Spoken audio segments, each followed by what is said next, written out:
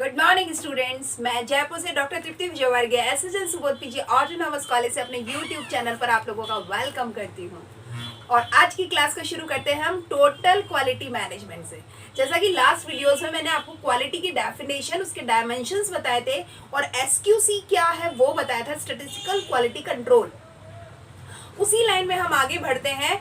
आज बात करते हैं टीक्यूएम क्या होता है, क्योंकि टीक्यूएम को पढ़े बगैर आपको नहीं समझ में आएगा कि एक्चुअली क्वालिटी को अटेन करने के कौन से टूल्स हैं, राइट। तो टोटल क्वालिटी मैनेजमेंट को हम फ्रॉम स्टार्टिंग समझने की कोशिश करते हैं। क्या होता है टोटल क्वालिटी मैनेजमेंट और इसके क्या ऑब्जेक्ट होते हैं, इससे क्या फायदे होते हैं, इसके क्या इफेक्ट्स होते हैं, वो सारी चीजें। ठीक है, तो चलिए शुरू करते हैं। जैसा कि मेरा एक तरीका है, आपको पता होगा, जब भी मैं कोई नया टॉपिक, कोई ऐसी टर्म शुरू करती हूँ जिसको कि हमें पूरा आगे तक लेके जाना है, उसको अगर हम तोड़ सकते हैं तो फर्स्टली ही we have to split the term. उसके एक एक पार्ट को समझ लेते हैं, फिर उसको एक होल कंसेप्ट फॉर्म में पढ़ने की कोशिश करेंगे। सबसे पहली बात, टोटल क्वालिटी मैनेजमेंट बना है 3 वर्ड से, टोटल, क्वालिटी और मैनेजमेंट। टोटल का मतलब होता है एवरीथिंग, यानी इन ऑल, इन होल, सब कुछ, ईच एंड एवरीथिंग। तो अब ईच एंड एवरीथिंग क्या है? देखो, एक प्रोडक्शन यूनिट में ईच एंड एवरीथिंग का मतलब ना केवल प्लानिंग, ना केवल मटेरियल, ना केवल मशीन, ना केवल टेक्नोलॉजी, ना केवल एम्प्लॉय स्किल्स, ना केवल उनका मेथड, ना केवल जो आप प्रोसेसिंग कर रहे हो, ट्रांसफॉर्मेशन कर रहे हो, अपने एक्सपर्ट्स की सहायता ले रहे हो, मार्केटिंग प्रैक्टिसेस कर रहे हो, पैकिंग और ट्रांसपोर्टेशन कर रहे हो, जो मार्केट सेगमेंट्स आप यूज कर रहे हो, जो सेल्स पर्सन आप यूज कर रहे हो, हर एक चीज। टोटल का मतलब ईच एंड एवरीथिंग। हम टोटल क्वालिटी मैनेजमेंट की बात कर रहे हैं। और ये क्वालिटी जो होता है, मैंने लास्ट वीडियो में भी मेरे बताया है, क्वालिटी का मतलब वो परसेप्शन है जिसको एक कस्टमर अपने माइंड में रखता है, वो नहीं जो हम उसे देते हैं। तो ये जो कस्टमर अपने माइंड में क्या रखता है, किस चीज को क्वालिटी और नॉन क्वालिटी प्रोडक्ट से जोड़ सकता है, वो सारी चीजें टोटल में आ जाएंगी।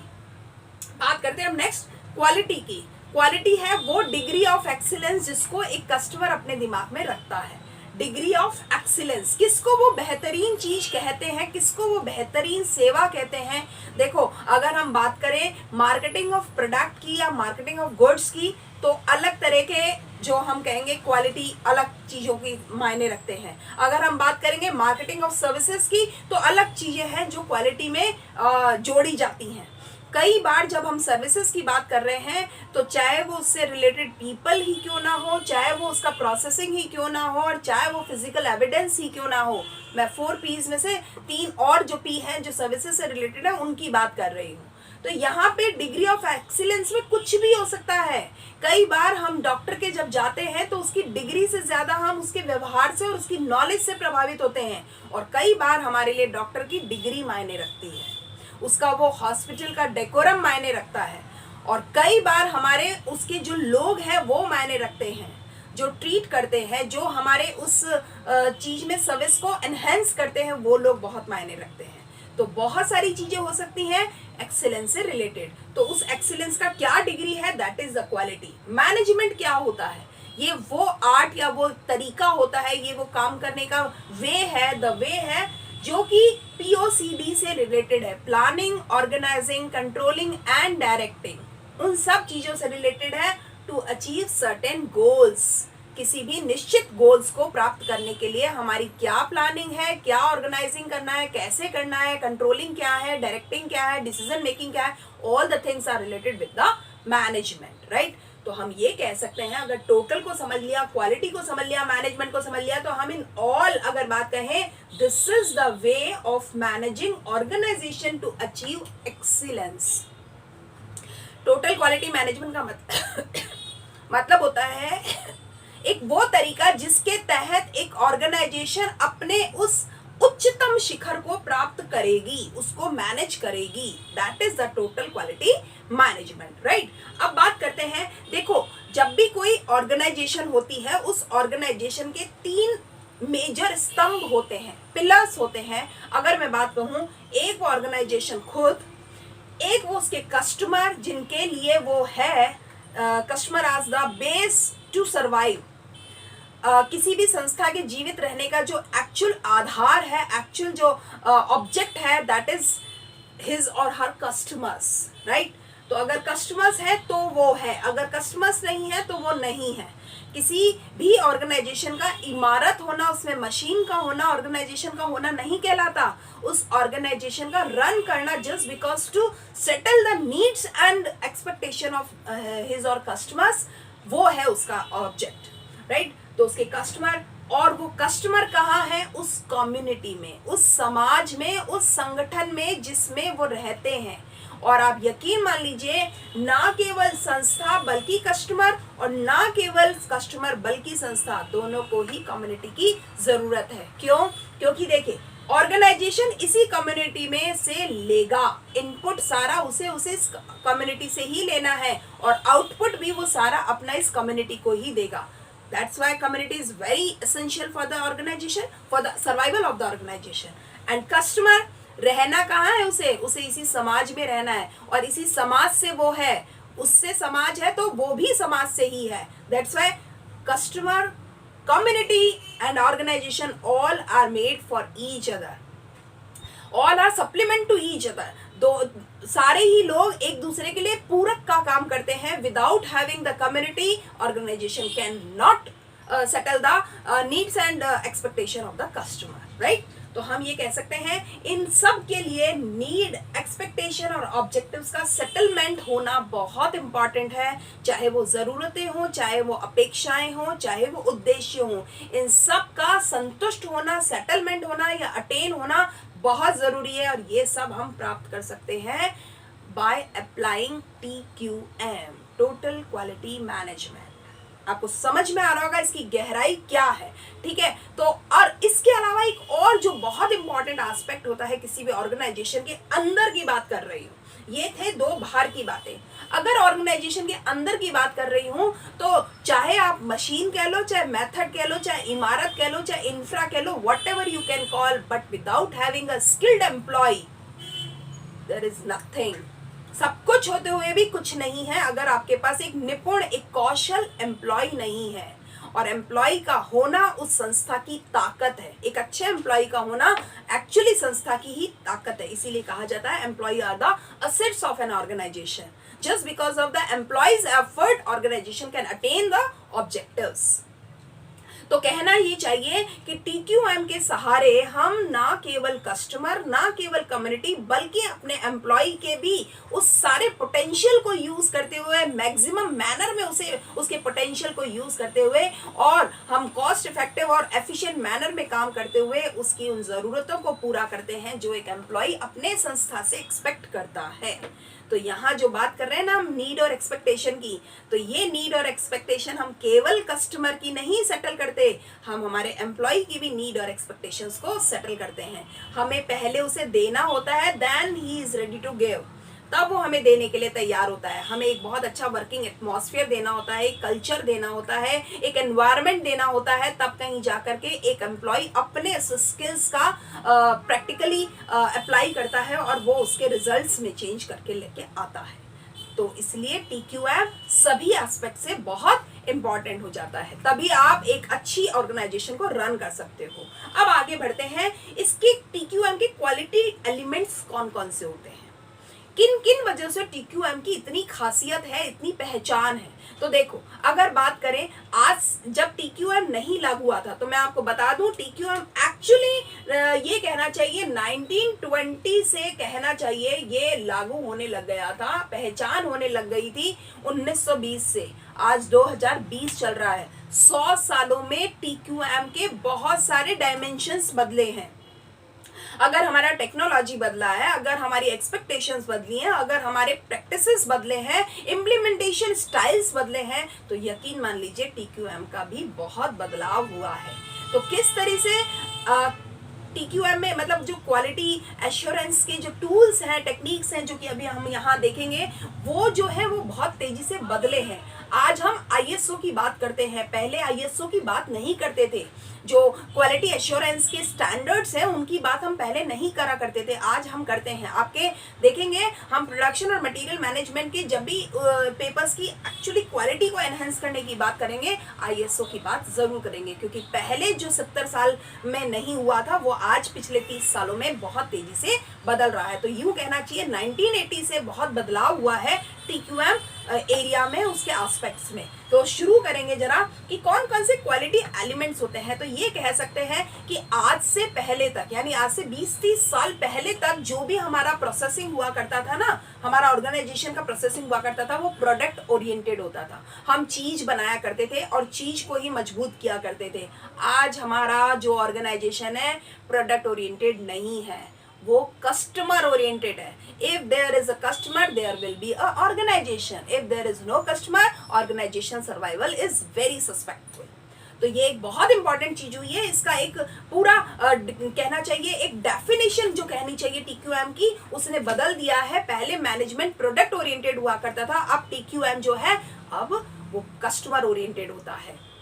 अगर बात करेंगे प्रायोरिटीज की, प्राथमिकताओं की, तो ये कहना चाहिए कि सर्विस को और मतलब सेकंड प्रायोरिटी दिया जाता था, और अब क्या होता है, सर्विस को कॉस्ट के इक्विवेलेंट प्रायोरिटी दी जाती है।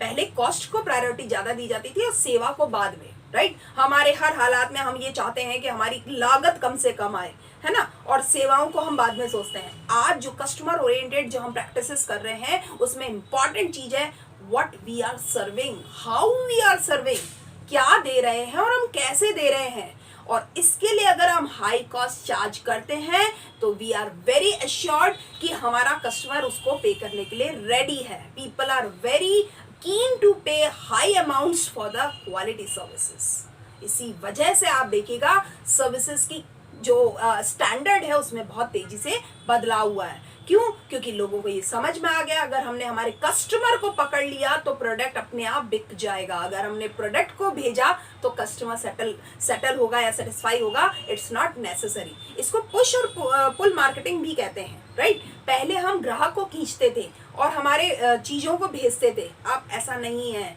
अब हमारी चीजों को हम प्रेजेंट करते हैं, कस्टमर को बहुत अच्छे से समझ में आया हुआ है कि what is the quality and what is the quality product. Automatically वो चीजें वो लेते हैं, उसका हाई प्राइसेस भी उनको सेटल होता है। तो प्रायोरिटीज में बदलाव हो गया है। अगर हम बात करेंगे डिसीजंस की, निर्णय की, जो कहना चाहिए पहले जो हुआ करता था ना, बहुत ही शॉर्ट टर्म डिसीजन लिया करते थे, आजकल लॉन्ग पर्सपेक्टिव पे होते हैं डिसीजन। ये जो टीक्यूएम की हम बात कर रहे हैं लॉन्ग टर्म पर्सपेक्टिव है। आज नहीं नजर आएगा, मगर आज का बोया हुआ बीज कब बरगद बनेगा उसके लिए एक टाइम, उसके लिए एक पेशेंस रखने की जरूरत होगी, but definitely it will converted into an banyan tree. तो ये जो आप अपनी ब्रांडिंग करेंगे, अपना जो एक गुडविल को सेट करेंगे ना, वो कहीं ना कहीं आपको रिटर्न जरूर देगी। लेकिन ऐसा नहीं है कि आज किया और कल इसका रिजल्ट मिल जाए। टीक्यूएम कभी भी ऐसा कर ही नहीं सकता, क्योंकि किसी भी चीज में अगर आपको क्वालिटी चाहिए तो you have to spend your valuable time and valuable energy, then you will get reward, right. तो उसके बाद भी एक बात करेंगे, जो अगर हम कहें एम्फोसिस किस चीज पे दिया जा रहा है, तो जो पहले का मैनेजमेंट हुआ करता था ना, उसमें हम डिटेक्शन को एम्फोसिस करते थे, उस पर जोर डाल दिया करते थे, डिटेंशन को। और अब हम प्रिवेंशन को, किस तरह से बचा के रखना है, किस तरीके से हमें समेट के रखना है, सहेज के रखना है, इस चीज पर ध्यान दिया गया है। टीक्यूएम इसी चीज पे ध्यान दे रहा है। देखो, अगर मैं एक छोटा सा एग्जांपल देती हूँ मैं आपको, हम बात करें अपने एम्प्लॉइज की, तो पहले ये किया जाता था मैनेजमेंट में, तू नहीं और सही, और नहीं कोई और सही। और एम्प्लॉय भी यही कहा करता था ऑर्गेनाइजर को कि तू नहीं और सही, और नहीं कोई और सही। आजकल जो एक्चुअली टीक्यूएम पे फोकस करते हैं वो ऐसा नहीं करते। They want to retain their employees in long term. Why? क्योंकि इन पे दी गई जो ट्रेनिंग है, इनको दिया गया जो स्किल्स है, वो हमें तभी मिलेगा जब हम इनके साथ में लॉयल होंगे और ये हमारे साथ में लॉयल होंगे। और लॉयल्टी आज कल में नहीं आती, एक लंबा समय एक दूसरे को देना पड़ता है, then it will come.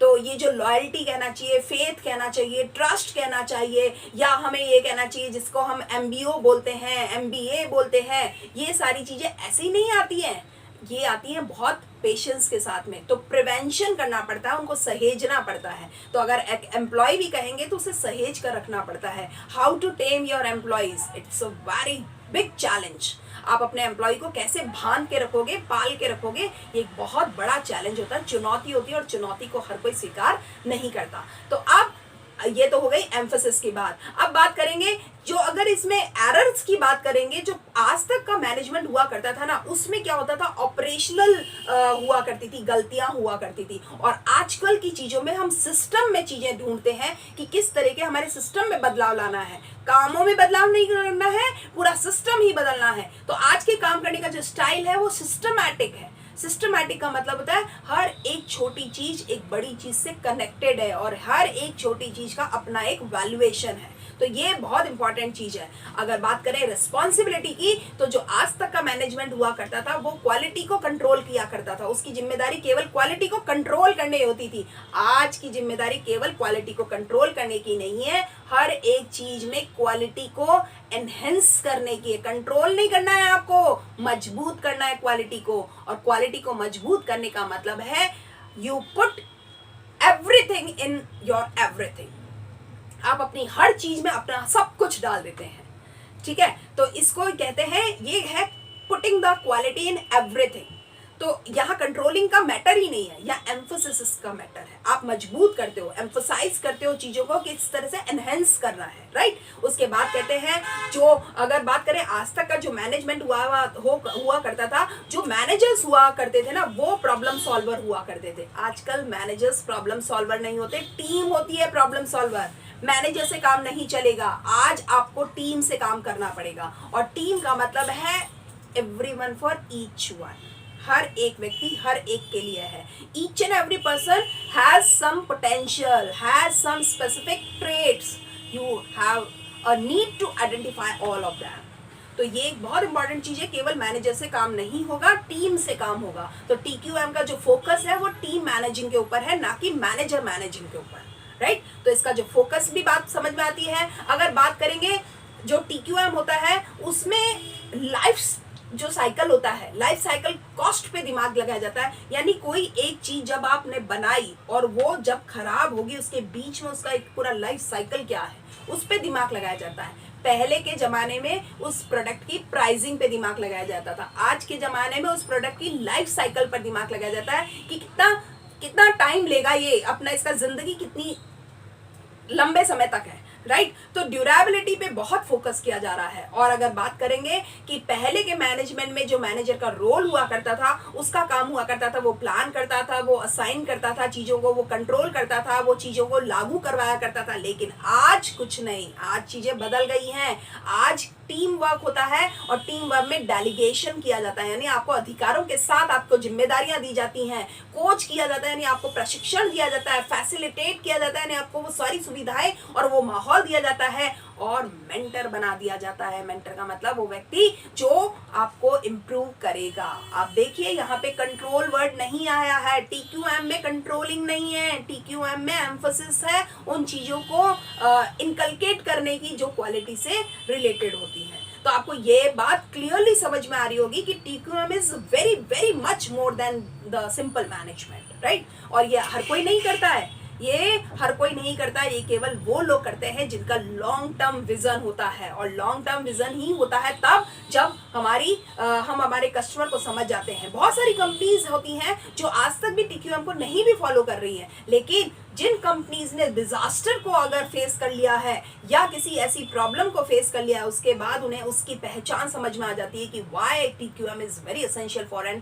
Survival of the organisation, right. तो इसके लिए हमें किस चीज की जरूरत पड़ती है, TQM को अगर आप लागू करना चाहते हैं अपनी संस्था में, तो इट इज वेरी एसेंशियल कि आपको एक चेंज मैनेजमेंट लाना होगा, एक एनवायरमेंटल चेंज लाना होता है, एक कल्चरल चेंज लाना होता है, जिसमें कि हम प्रोएक्टिव वर्सेस फायर फाइटिंग या साइकिल कॉस्ट नॉट प्राइस, ये सारी चीजों का दिमाग लगाते हैं। यानी हमें प्राइसिंग पे काम नहीं करना, हमें फायर फाइटिंग पे काम नहीं करना, हमें तो प्रोएक्टिव, आग लग जाएगी तब हमें उसे बुझाने का काम नहीं करना है। आग लग जाए उससे पहले हमें उसके लिए प्लान कर लेना है। अगर आग लग गई तो हमने क्या करना है, दैट इज TQM। आग लग जाएगी तो हम ऐसा ऐसा कर लेंगे, इट्स नॉट द थिंग।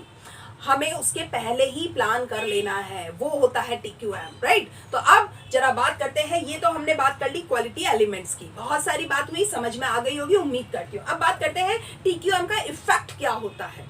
देखो, जब इतनी सारी बात कर रही है तो इसका प्रभाव भी दूरगामी होगा, लॉन्ग टर्म होगा। कैसे? जैसे एक बात सोचो, अब एक प्रोडक्ट है, चाहे वो आपकी सर्विस है, उसका प्रोडक्ट या सर्विस का आपका क्वालिटी इंप्रूव होगा। अगर क्वालिटी इंप्रूव होगा तो उस प्रोडक्ट की प्रोडक्टिविटी भी इंक्रीज होगी, यानी उसका रिजेक्शन लेस हो जाएगा, उसके काम तेजी से आगे बढ़ेगा। अगर ऐसा होता है तो कॉस्ट ऑब्वियस है, कॉस्ट कम हो जाएगी, उसके प्रॉफिट्स हाई हो जाएंगे। और अगर ऐसा हुआ तो बिजनेस की ग्रोथ हो जाएगी, कंपटीशन जबरदस्त हो जाएगा, जॉब और इन्वेस्टमेंट बहुत हाई हो जाएंगे।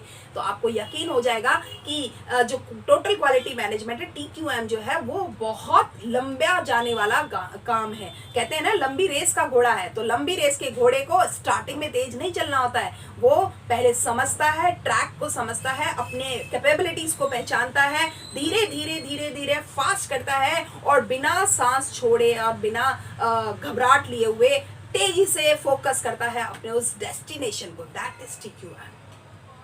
आ रही बात समझ में? तो अब ये तो हो गया, इसकी फायदे की बात हो गई कि क्या क्या इफेक्ट्स होते हैं। अब जरा बात करते हैं स्कोप कौन कौन से होते हैं, TQM का क्या स्कोप है। देखो, बहुत वाइड स्कोप है, बहुत बढ़िया स्कोप है इसका। अगर हम इसे स्कोप को समझना चाहते हैं तो हम इसे दो बाइफर्केशन कर देते हैं, दो हिस्से कर देते हैं। अगर बात करें इसके प्रिंसिपल्स और प्रैक्टिसेस की, कि कौन कौन से प्रिंसिपल्स हैं, क्या किस तरीके से यहाँ पे अप्लाई होता है, और दूसरा करते हैं इसके टूल्स और टेक्निक्स की, तो हमें समझ में आएगा कि TQM का स्कोप कितना गहरा है, कितना वाइड है। तो जरा बात करते हैं प्रिंसिपल्स की। अगर प्रिंसिपल्स की बात करेंगे तो मैं आपको एक से अलग से समझाऊंगी। मैं बता देती हूँ कि मेजरली 6 और 7 प्रिंसिपल्स होते हैं इसके, मैं इनको अलग से समझाऊंगी, नेक्स्ट वीडियो में समझाऊंगी, क्योंकि मैं इस वीडियो को लंबा नहीं बनाना चाहती। धीरे धीरे छोटे छोटे टॉपिक्स को छोटे छोटे एक टाइम स्पान में कवर करते हुए मैं आगे बढ़ रही हूँ। आपने देखा भी होगा मेरा स्टाइल जो है, मैं लंबे वीडियोस बनाना नहीं चाह रही, ताकि कि आप मोनोटोनस ना हो, बोर्डम ना आए, और आपको जो टॉपिक चाहिए आप सीधा उसी पे टारगेट कर जाए। If you want principles of TQM, then you can click on that particular video. तो प्रिंसिपल्स को भी मैं आगे बताऊंगी और टूल्स एंड टेक्निक्स को भी मैं आगे बताऊंगी। इतना जरूर बता देती हूँ कि टूल्स और टेक्निक्स की बात करेंगे तो ये दो तरीके फिर से हो जाती हैं। एक होती है क्वांटिटेटिव और एक होती है नॉन क्वांटिटेटिव। जिसको हम काउंट कर सकते हैं वो होता है क्वांटिटेटिव, और जिसको हम काउंट ना कर सके वो है नॉन क्वांटिटेटिव। इनको हम नेक्स्ट वीडियो में कवर करेंगे। आज के लिए इतना ही। उम्मीद करती हूँ आपने मेरे चैनल को सब्सक्राइब कर दिया है, नहीं किया है तो आप कर दीजिए, शेयर लाइक करना बिल्कुल मत भूलिएगा। Thanks for keep watching my videos regularly. Thank you.